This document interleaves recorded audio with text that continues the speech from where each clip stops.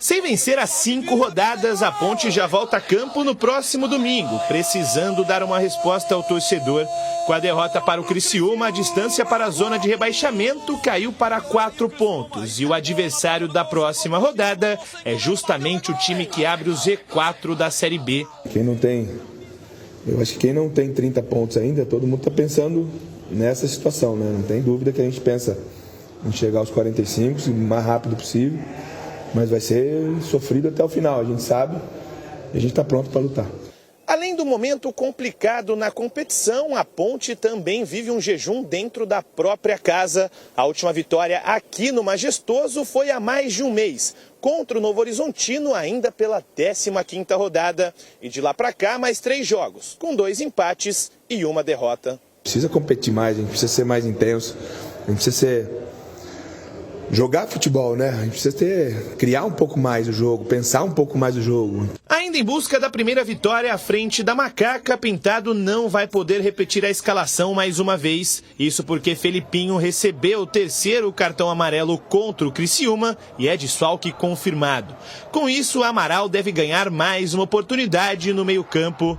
Uma provável Macaca para essa partida deve ir a campo com Kaique França no gol, o Everton, Matheus Silva, Fábio Sanches e Arthur na defesa, Amaral, Leonaldi, Ramon Carvalho e Elvis no meio-campo e fechando o ataque, André e Eliel. Em situações parecidas na tabela, Ponte Preta e Chapecoense se enfrentam neste domingo, às 3h30 da tarde no Moisés Lucarelli. Bom, na transmissão de domingo na rádio, o CH e o Tigrão estarão nos comentários. Começo com você, CH. Qual é a expectativa para esse jogo? Você viu ali, né, o Dalpozo dizendo que é Chapecoense. O problema da Chapecoense é ela própria e a Macaca não é diferente. A Ponte vem perdendo para ela mesma. Ô Batista, tirando os problemas internos que a gente sabe que a Chape está vivendo, como a Ponte também, nós conhecemos bem o trabalho do Dalpozo. Recentemente ele estava aqui no Ituano e numa situação bem conturbada ele arrumou a casa. Ele é um treinador que eu respeito muito. E o time da Chape tem jogadores muito interessantes. E eu acredito em muita dificuldade para a Ponte. Pela pressão, jogar em casa com a corda no pescoço é pior do que o franco atirador que está jogando fora de casa. Os dois precisam vencer. Só que para a Ponte a pressão é maior, porque ela joga em casa, do lado do seu torcedor. Aliás, agora, né, um ouvinte mandou até uma sugestão, e eu achei muito inteligente da parte dele, sugerindo que a torcida fique do lado do time. Essas divergências que existem, de montagem, de treinador, de tempo de troca de treinador, tudo isso tem que ficar em segundo plano. Sabe por quê? Porque se a torcida não tiver do lado do time, o que está ruim pode piorar. Então não é uma atitude inteligente. Não é nem tarefa minha fazer isso. Eu tenho que aqui analisar o jogo, o time, né, quem vai escalar. Mas se eu fosse torcedor da Ponte, eu ficava do lado do time. Colocado isso, eu quero dizer o seguinte, que se eu fosse o treinador, se eu fosse o Pintado, eu não começaria o jogo com o Regis. Essa é a primeira atitude, o Elvis. Eu não começaria. Eu deixaria o Elvis no banco de reservas, até para a preservação do ser humano e do atleta profissional que a gente admira tanto, enquanto ele não tiver numa condição atlética um pouco melhor. Ô, Carlos Henrique, como é que nós vamos ficar com bola parada? Pô, o Paulo Baia para bater falta. Começa o jogo com ele com 3 atacantes. É melhor do que você expor o jogador nessa condição física. No restante, a Ponte precisa minimamente jogar um pouco. E outra coisa, aquilo que ele fez no jogo contra o Vitória, ele tem que repetir. Sabe o que é? Dá liberdade para o Leonaldi chegar um pouco mais à frente, não prenda ele no meio campo. Eu acho que vai começar Amaral, por questões óbvias, Amaral, o Leonaldi... Tá suspenso, né?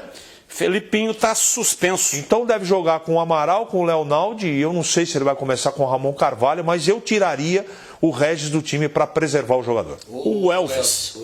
O Elvis, desculpa. Então, você sabe qual que é o grande problema, a sutileza desse negócio aí? Uma coisa é você abrir mão do Elvis para condicioná-lo melhor, para ele chegar num peso mais apropriado para jogar futebol. Quando você tem o Matheus Jesus, né? O Matheus Jesus encarna a função de um meia. O Matheus Jesus é um dublê de volante com meia. Agora, quem que faz isso depois que o Matheus Jesus deu o pinote pro Japão. Quem que faz isso no atual elenco? Ninguém. Ninguém. Nem o Elvis. Então, mas não faz. O Elvis faz melhor do que o Matheus Jesus. Só que o Elvis está sem condição física. Então, eu entendo a situação do Pintado. Ele é obrigado a colocar o cara do jeito que nós vimos na última partida lá em Criciúma, porque senão essa bola não chega na frente, Batista. Você coloca 3 atacantes e 3 volantes. Veja, o contrassenso. Mas contra o Vitória foi assim. Não. Foram 2 atacantes, 2 volantes, né? Aliás, 3 volantes e o Matheus Jesus. Porque ele foi expulso. Aí não deu certo, mas a Ponte estava ganhando o jogo por 2-0. Agora o cara vai embora, nem viajou para Criciúma. Agora eu sou o Pintado. O Pintado vem aqui e fala, o que eu vou fazer, cara? Eu vou pôr 4 volantes e 2 atacantes? 3 volantes e 3 atacantes? Adianta eu ter um monte de flecha e não ter nenhum arco? Vou jogar a flecha como? Com a mão assim, ó. Tem que ter arco para essa bola chegar. E quem que é o arco hoje da Ponte? Aí é a questão do elenco formado com muitas deficiências, com carências, e a gente entende tudo isso. A questão financeira, a questão de todas as dificuldades da Ponte, mas o Elvis não tem um substituto.